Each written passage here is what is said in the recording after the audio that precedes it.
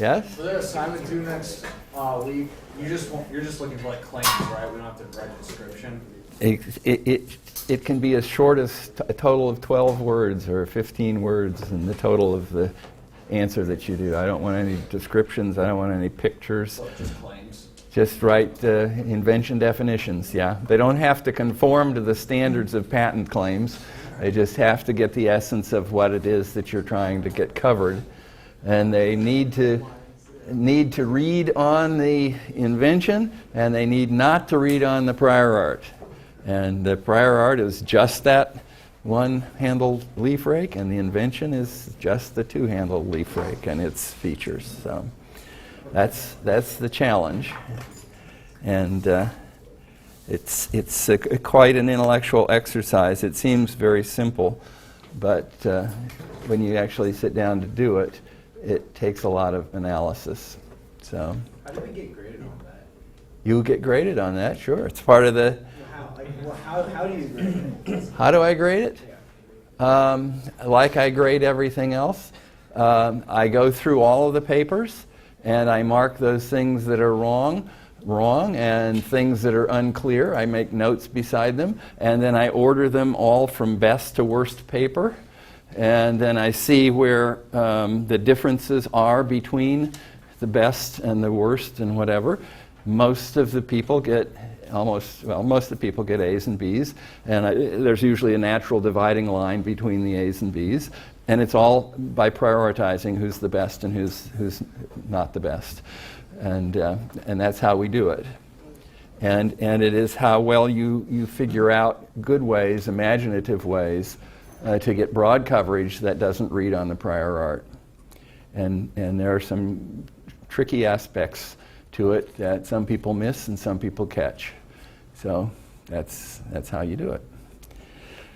It doesn't count that much of your grade, so if it's a total abysmal failure, it's not too big a deal. Other things that are done in class count more, but it is nice to have feedback, and I do give feedback, and I give it quickly, so you will get feedback. I would like to add something to last week's lecture.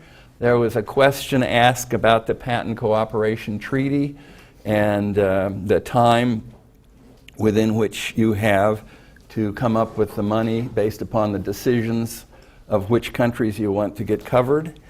I checked with our foreign filing department in our firm, and they said currently there are 146 countries that are a member of the Patent Cooperation Treaty. That's a lot of countries that you can get with a single filing.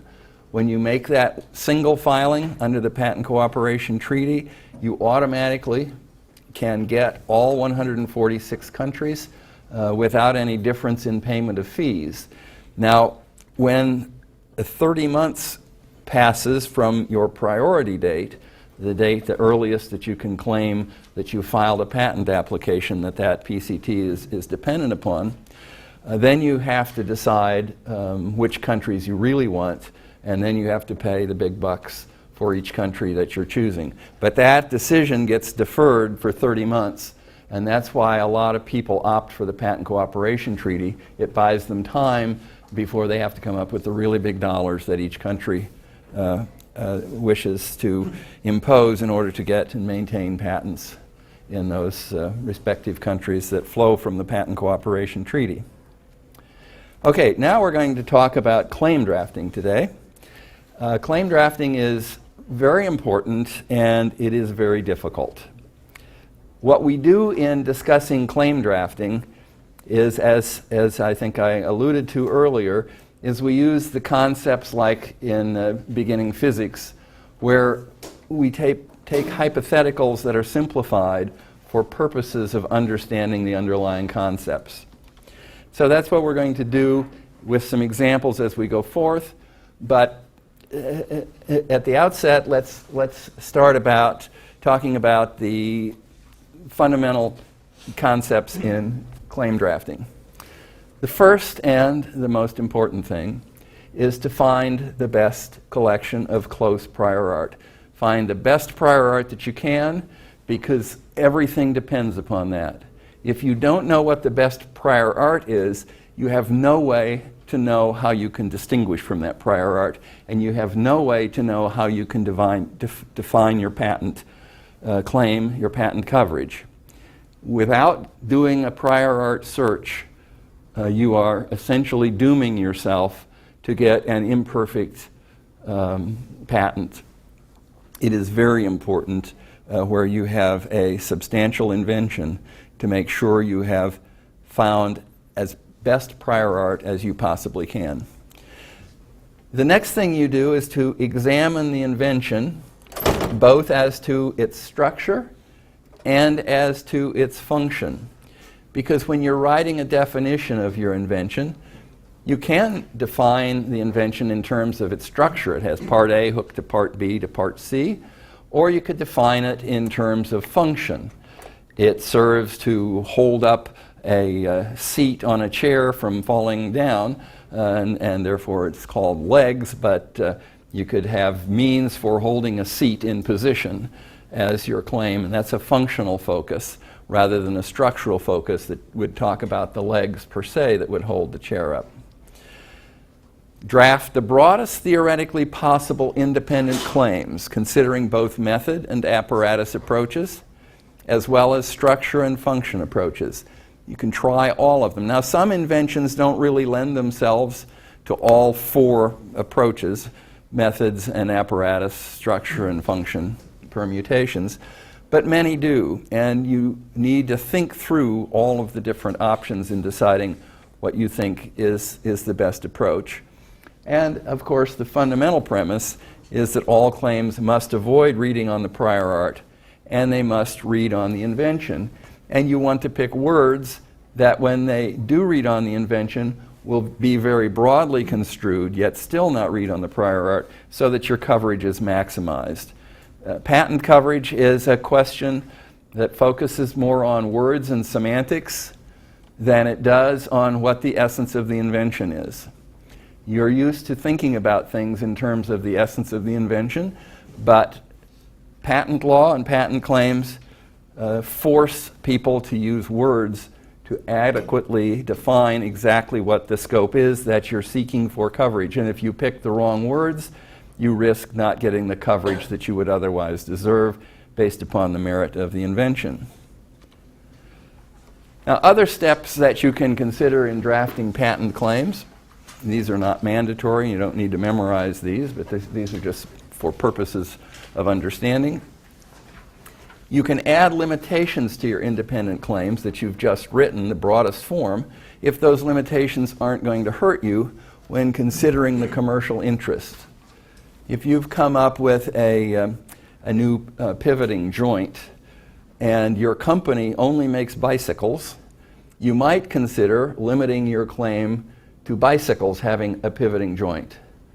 If you don't have a company that makes bicycles, you then might want to try to cover the pivoting joint broadly in any application. If you cover it broadly as to any application, you're then opening yourself up to a lot more prior art.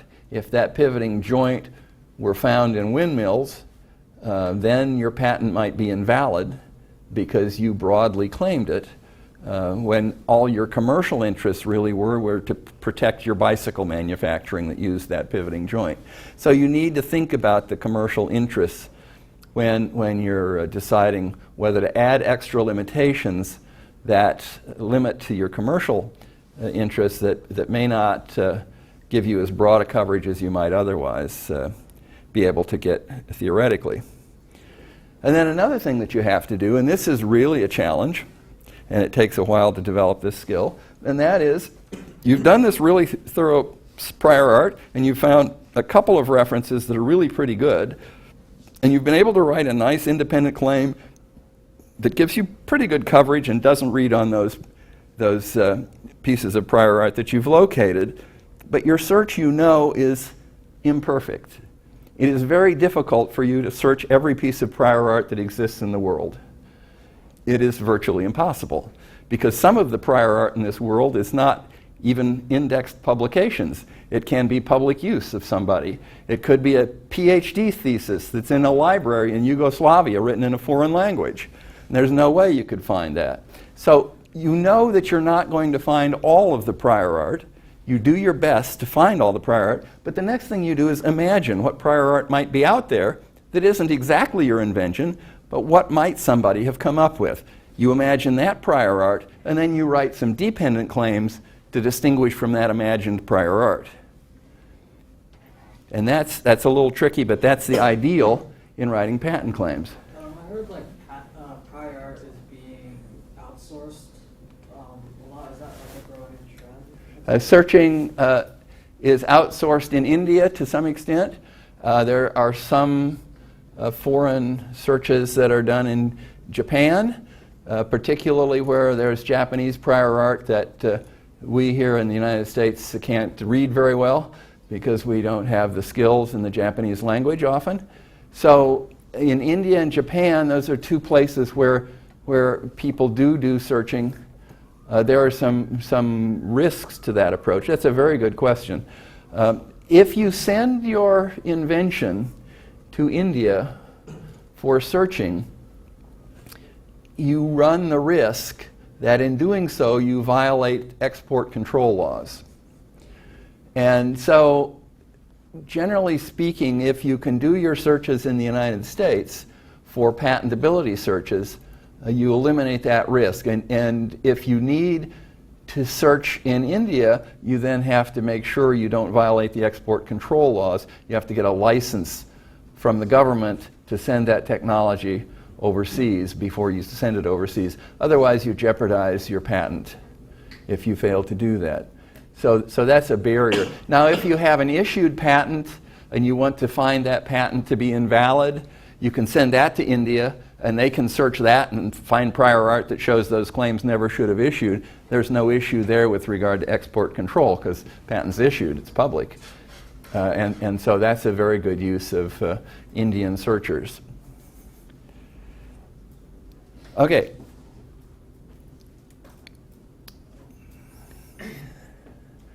The last thing in drafting claims is that quite often it's helpful to write what they call a picture claim. A picture claim isn't actually a picture, but it has lots of words in it that describe lots of detail about what it is that you're trying to claim. It's much more narrow than you'd normally want, but sometimes it happens that other people copy your product identically. And so if all you have are very broad claims that run the risk of being invalid because they read on some prior art that somebody else surfaces, if you have a picture claim, then people who copy slavishly exactly what you've done are going to be in trouble with a claim that's much harder to invalidate and is freer from the attacks that a broader claim might be subject to.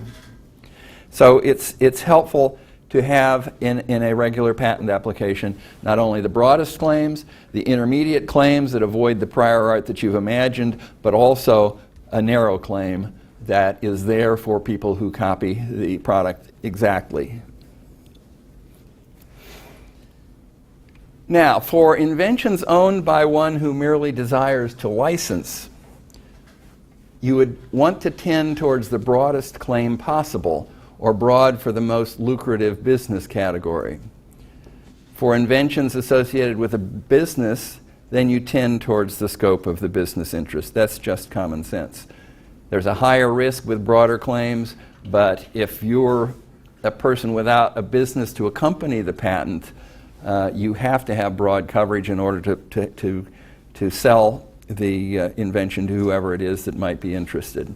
If you have a business already, then there's no reason necessarily to take a risk to have claims broader than the scope of the business that you're in, if you don't want to run the risk of invalidity with the broader claims. Now, of course, you can have a lot of different claims, some of each scope, and try both directions. But those are just general rules to consider when choosing which patent claims to present in a patent. Now, this is the balance of the time that should be spent for writing a patent, and this is what my law school professor told me when I went to law school in 1969, and I think it's still true today. About half of the time that you spend in preparing for a patent should go into searching for the prior art, because that's such a critical component. About a fourth of the total time may be spent drafting one independent claim, and the remaining fourth of your time spent on everything else. Because by the time you get to the last quarter of your time, everything will seem easy. It's really hard to do a good, thorough search and getting all the detail that might be in any prior art patent that might be relevant. It's really hard to write the independent claim, but in the process of going through that, it then makes it much easier to write the independent claims. In addition to the one that you've worked on, it's much easier to write the dependent claims, to do the drawings, and the description of the preferred embodiment is very easy. You just describe what the product is, and you have some drawings that you have associated with that description. So that's the time. Now, having said that, this is the ideal. There are lots of variations that in practice people do. And I would encourage you to track somewhat close to this ideal, but there are a lot of people who do not, and they get patents, and some may be good and some may not, but this is the goal. Now, we assign different names to talk about different kinds of claims. We have the reference to a dominant claim, which is a broad claim that encompasses other improvement claims. For example, a two-handled leaf rake might be considered a dominant claim because it covers any leaf rake that has two handles. An improvement to that is within the scope of the dominant claim, and it would be called an improvement claim, but it's independently patentable from it. Two-handled leaf rake with a pivoting head, for example, might be an improvement. And the dominant and improvement are all in the context of one patent to another. Something is not dominant or an improvement without a comparative context. Yes? So in this case, it's the same person who's patenting the two claims. Well, you could talk about within one patent which claim is dominant and which is the improvement. But normally you talk about dominant claims in one patent and an improvement patent that has some feature that's covered by the main patent, but has some additional feature that independently provides patentability when you add this additional feature, such as a pivoting head to the two-handled leaf rake. So if the person were to patent the second one, that had a different, and the first one was a different person, then the second one would infringe on the prior art? You never infringe the prior art, but the second one would infringe the prior patent. Yeah, the claims in the prior patent, yeah. Yeah, the second guy would have to have a license while that first patent was still in force. But since it's an improvement and done later, there will be a period of time that first patent would have expired and the second patent would still be in force, where he could then make it even if he couldn't get a license. So if like the first patent was like patented 15 years ago, then he would want to put this one like right afterwards too. Yeah, or he might want to find that the first patent was invalid and you can ignore it. He may do a search and find better prior art than was considered, and there may be two-handled leaf rakes in the prior art, and that patent should never have issued. So he may be able to ignore it on day one. Or he may not be able to ignore it on day one if in fact it was properly issued. Go back to your previous point. If you were going to license the improvement patent, then you'd also have to license the dominant patent if you were going to make them. Is that basically what you're saying? If the dominant patent is still in force, and if they've paid their maintenance fees to keep it in force, and if you can't find prior art to invalidate it, and if it's likely that he'll find out about you and come after you, those are a lot of ifs, then yes, you would not be able to license your improvement. You could license them, but the person who is going to make it under the license would run the risk of infringement, and they'd have to take that into account. Now, oftentimes it happens that if you've come up with this improvement, if it's really nifty, The person with the dominant patent is going to want to put that in his feature, and you say, I'll let you use my improvement with the pivoting head if you'll give me a license and my licensees a license under your patent, and so you cross-license, and that's how those things normally work out. If you have a significant improvement, you have leverage to get that license because the customers are going to demand that feature even from the base dominant patent person that's trying to license that. Okay, there's other terms that are used in patent law, and one is called genus and one is species, and this is just what the English words mean. The genus is a grouping which includes mutually exclusive members. An example is potassium halide, with the word halide meaning any anion selected from fluoride, chloride, bromide, iodide, or acetatide. That would be a genus, a potassium halide. The species would be one member of that genus, and that's potassium chloride would be, for example, one species within the genus of potassium halide. Just terms of art that are used in the patent world. It is sometimes difficult to determine whether one term is broader or narrower than another. Material containing organic matter is broader than food. Food is broader than cookies. Cookies is broader than oatmeal raisin cookies. And oatmeal raisin cookies is a broader term than hot and soft oatmeal raisin cookies.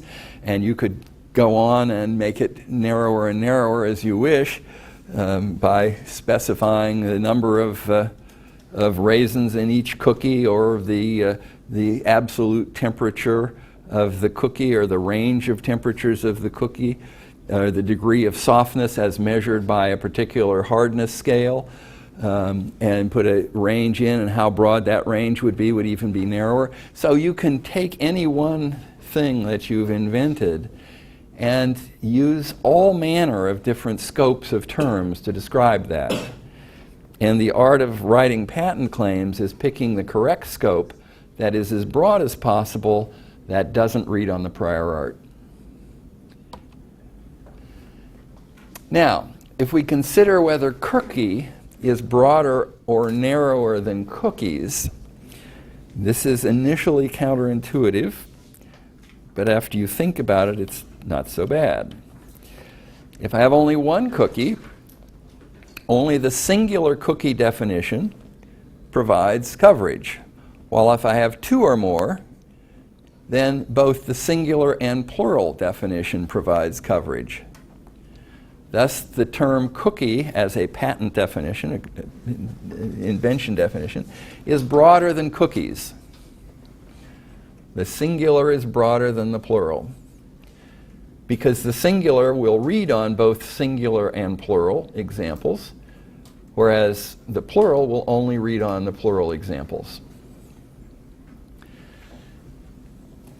By nested scope, we mean that every example of one term is included within the other. When we're looking at two different definitions, one can be considered to be nested within the other if all examples of one are encompassed by the language of the other term.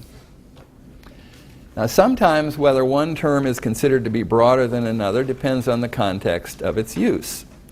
And this is what's so frustrating for people in the patent arena, and is particularly difficult for judges to figure out exactly what these patent claims mean when you're in court trying to enforce your patent. If you compare, for example, Claim 5, which claims a black object, Claim 6 is an object that absorbs all visible light. Now, you could consider them identical. Black objects absorb all visible light. If you're talking about these inventions in the context of visible light, and that's really the only context that is relevant, then they would be identical. However, it may be that Claim 6 could be broader, considering the physics concept of a black body radiator. black object will absorb and radiate at all frequencies and not just visible light. And therefore, an object that absorbs all visible light is a narrower definition, or broader definition, because it doesn't require any property with regard to non-visible light.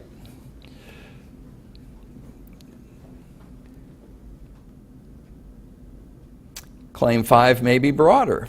If you think of glossy black paint that actually reflects some light, even though people call it black. And so you get into semantics questions. It's exactly what this patent claim means. And in order to understand better the risks of which words you choose, we have a little exercise that we're going to do next week, where we give you some examples to try to compare and think about them. And you will see how challenging this can be on occasion. Nested scope is pretty much what we've discussed. For example, celery is nested within the broader term of vegetable. For non-nested definitions, either one is broader than the other, or they are of identical scope. Excuse me, for nested definitions, either one is broader than the other, or they are of identical scope. Can't be anything else. If the definitions are nested, they're always what we refer to as overlappable. And by overlappable, this is a completely different concept. This is, can you have one thing that both definitions read on? If you can have some item that both definitions read on, even though it may be strange and contorted, if one item can have both claims read on it, then we call the definitions overlappable. Two definitions are non-nested if an example can be found for each one that is not encompassed within the other one. For example, a timekeeping device and an electronic device each may encompass an electronic watch, but the terms also have examples not encompassed by the other. A timekeeping device may include a mechanical watch that would not be an electronic device, and an electronic device may include a calculator that would not be a timekeeping device. So those are non-nested, and those terms are helpful to understand the concepts of nesting and non-nesting, how claims relate to one another, in particular how terms relate to one another. To describe relationships between two non-nested definitions, we can consider both whether they have a commonly recited element and whether they are overlappable on the same object, apparatus, or process. And to some extent, whether they have a commonly recited element is simply a question of semantics. If that element is, the word chosen to describe that element is shown there, then they would have a commonly recited element if both definitions that you're comparing show that. Now the example is somewhat strange, but shows what we're trying to get at. Cherry pie and a tree with cherries have the common element of cherries recited, but are non-nested definitions. They are overlappable since one could conceive of a cherry pie in a tree that both definitions would read on. And we will go through some exercises that make this more clear in our next class. Non-nested scope. It is possible but rare to have non-nested definitions that are non-overlappable. For example, the following are non-overlappable even though they have a common element. Claim 19 is an entirely blue object having a steel frame, and claim 20 is an entirely red object having a steel frame.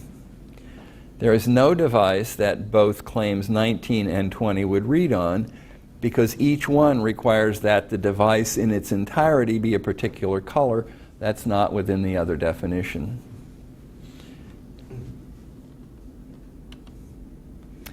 Means clauses. This is a way to define things functionally in an apparatus claim.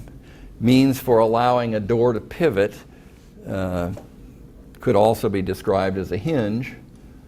But the patent law allows you to define things in terms of means for performing a particular function. You say means for whatever it is, means for pivoting, means for attaching, means for whatever. And when you use the means plus function in patent claims in the United States, you trigger a whole array of legal decisions on what it means to use means clauses. And in the United States, in contrast to most foreign countries, once you recite means clauses, you are limited to the specific disclosure in the patent application and equivalents thereto. Whatever equivalents thereto are is not too clear. But when you think mentally that I've used a means for pivoting, that will cover all sorts of things. If the example you show in your patent is a hinge with 1 degree of freedom, then your means for pivoting is going to be limited to that 1 degree of freedom hinge, or the equivalent thereto. And so you have to be very careful when you use means plus function that you either have a lot of variations of examples shown in the patent, or you recognize that it's going to be narrowly covered to be limited to exactly what you've shown or the equivalents thereto.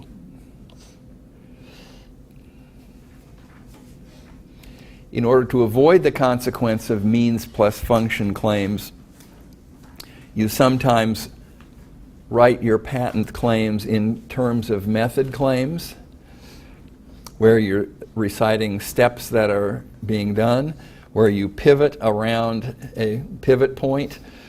And since you haven't used means plus function to define that, and you're talking about the method of what you're doing, you'll then not be constrained by the patent law in the United States that limits you to your disclosure. You'll be able to use method language, verb forms describing the steps to avoid the consequence of the means plus function limitations in the United States. Overseas, you don't have that problem. People interpret means plus function in the rational English language sense. But in the United States, they don't do that. Okay, now what we're going to do, which is one of the more fun things, is we're going to think of an invention, and always the students come up with the ideas. So I'm looking for somebody to come up with an invention that somebody has in mind, and we will work a little bit on writing a patent claim, just to give you a sense of A teleporter? a teleporter. All right. Tell me about the teleporter. It transports objects from point A to point B. Okay. Without passing through like space, I guess. Would that be like a bicycle? Is a teleporter? Without, yeah. It goes from point A to point B? Right. So I guess without passing through like space. Is this using digital communication that you transport physical things, or Yeah. quantum? So Okay. Well, what is the mode or medium of the information? the breakdown of atoms and particles, and then the reformation of these atoms and particles are different Okay, but how does the information get to the place where it's going to reform it? through wires. Through wires? Yeah. We have to wire to the moon, or that's a long. Okay. Teleporter that does quantum analysis This is really quite a variant from what I've had in the past, but we'll go with whatever. Quantum analysis. And we need something more. We need to have more detail about this. It's exactly how this thing's going to work. Is this thing made of a certain color? Is this thing got plutonium in it, or tantalum, or what's? Is there anything I can say about this thing besides what its broad concept is? How does it work in some way? How does the data get from the one place to another? Because in order to have a patent, we have to be able to disclose how the thing works. So I'm working on this here. Quantum entanglement. Quantum entanglement. Okay. We have quantum analysis put here already. We've got quantum analysis. Is entanglement something, a variant of that we need to specify? You shoot a laser in a diffractor, and it splits each photon into a copy of itself. Is this going to have a laser in it? Yes. Okay, that helps. It's going to have a laser, and it's what else is it going to do? It has a diffractor, and the diffractor splits each photon into a mirror copy of itself.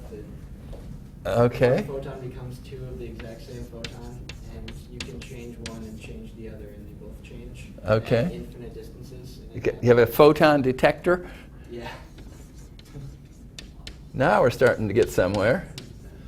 This is a real thing, though. It's not Okay. an invention. Now the next question is, we'll start with this. We may add some detail to it. The next question is, this is the invention. What's the prior art? What's the closest prior art we have to this? I mean, there's A fax machine? I don't know. Yeah, they're like technically this would already exist, but we need it to teleport like people. Okay. So we need to put in there that it teleports like objects. Well, objects is pretty broad, but Living objects. As of now, we can just do like subatomic particles. teleporter for living objects.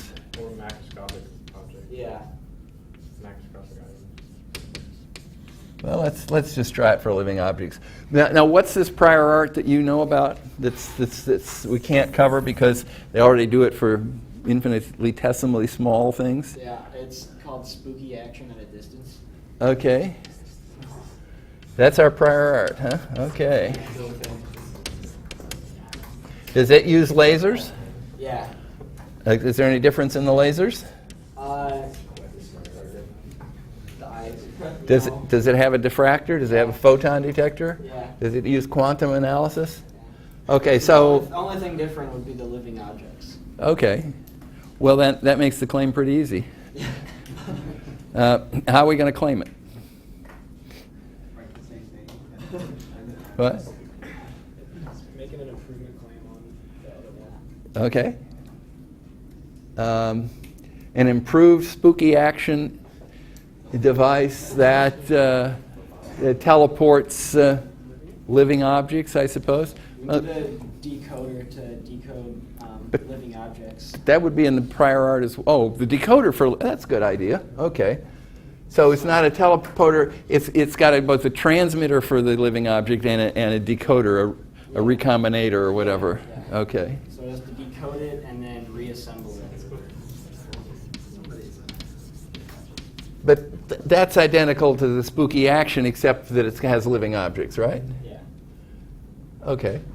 So then we're left with just a single, if this is the closest prior art, which is identical in all respects, except for the living objects, then the only question is, how can we broadly define living objects, that being the sole distinction? We'll have to put it in the context of what's going on here. Now, if we're assuming this is the only prior art, which is how all of our examples are, we don't want to be clouded by the truth of what other things are out there, because then we lose the handle on where the value lies in this whole process. This is inanimate objects. What objects are they down here that they actually transport specifically? Photons and like They teleport quarks? Yeah, for the most part. That's pretty tiny, okay. Okay, so this only teleports quarks? Is that right? Yeah. We'll assume that. We can assume anything we want. This is open season on assumptions. Okay, so your invention is teleporter for living objects. The prior art only shows the teleporting of quarks. Can we go teleporter for atoms? For atoms? Yeah. That would be much broader, wouldn't it? Yeah. I think that would be great, because then you don't have to lose coverage on atom teleporters by only getting living objects. Just because you've invented it for living objects, if the prior art only shows teleporting quarks, ideally you want to have a spooky action invention that teleports anything other than a quark. That's the broadest conceivable coverage, but there's a problem in using negative limitations to define inventions. You really want to try to define inventions in terms of a positive attribute. They don't really like it when you use negative limitations. Occasionally you can get away with it. In my exams and things, I don't allow you to do that, so let's practice the way we should best. But teleporting atoms, now what about teleporting electrons? Now the question is, if you teleport an electron, is there a quark within that electron?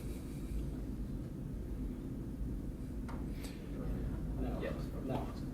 If you're teleporting neutrons, is there a quark within the neutron? Yes. Okay, so if we're teleporting atoms, that still distinguishes from the prior art that teleports quarks, doesn't it? Because we are requiring it to be a quark and other things in order for there to be infringement. And a quark doesn't anticipate an atom. So that's the process, that's the concept here. Now can we come up with another concept? Something maybe simple. But this was really fun, I must say.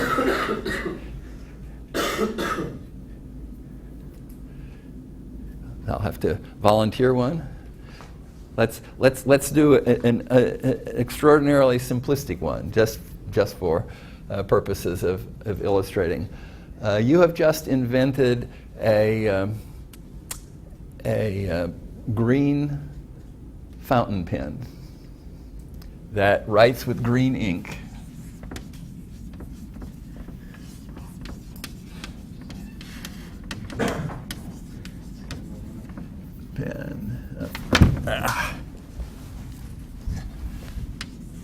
Okay, with green ink. And it has a metal clip to hold it in your pocket. And it has a cap to cover the writing in. And this is made out of plastic that's green. Okay. Now, prior art is a pencil made out of wood.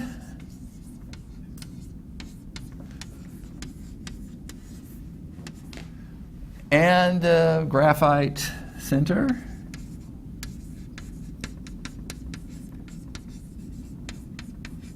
And painted yellow. Well,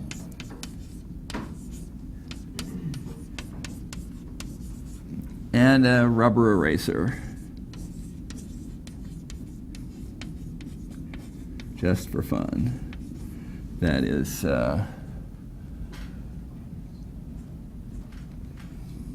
orange. And it has a metal casing around that.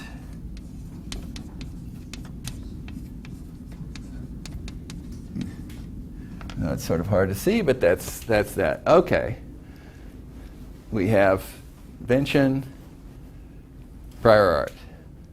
Anybody with a claim? An object used to annotate, like make writing that is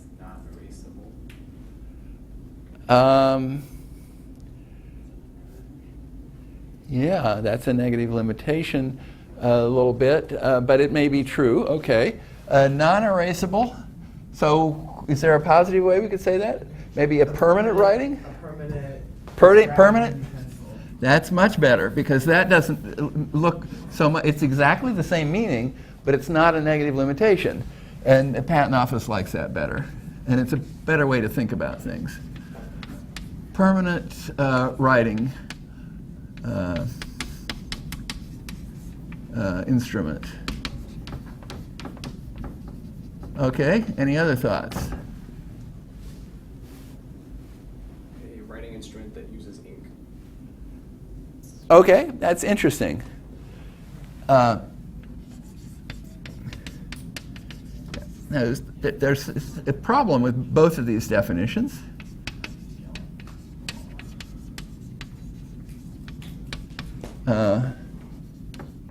Using ink. Are you limited by writing? Yes, very good.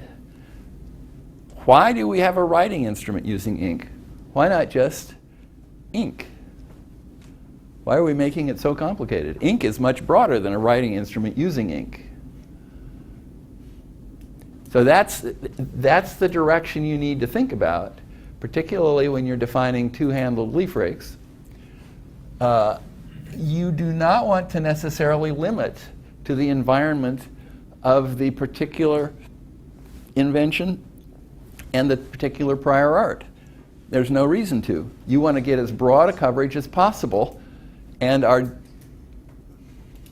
fundamental premises are that the only prior art is that which is shown in the homework assignment or here. So we could claim, for example, an object that is green. Much broader claim than a green writing instrument. You say an object that is plastic?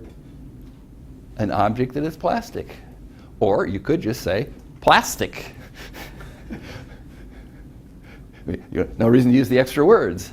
In regards to that, is that in saying that you want just to have an overall patent claim, but if you're in your business need, in terms of mindset, would be. If you had a company making writing instruments, you would put writing instruments in your claims, perhaps, because you don't want to risk some other prior art surfacing.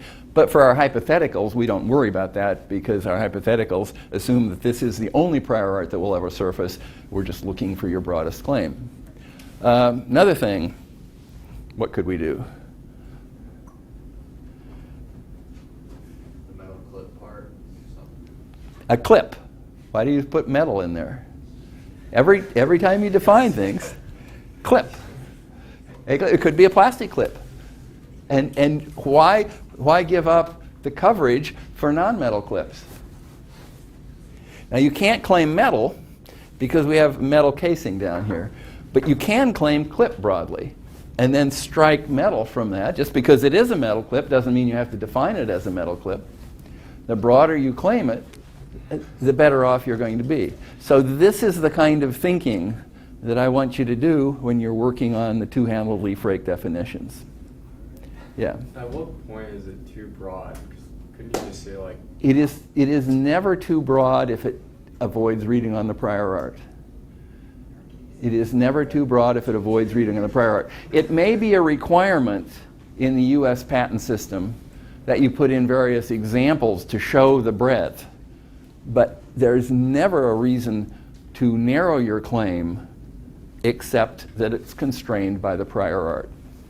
How does that work with like the best mode? Because aren't you supposed to write best modes, then you'd have to say like metal clip is the The way best to go. mode has nothing to do with claims per se. The best mode has to do with what you disclose in your patent that shows that you're not concealing a better way to do it from the public. But what you're claiming can be very broad.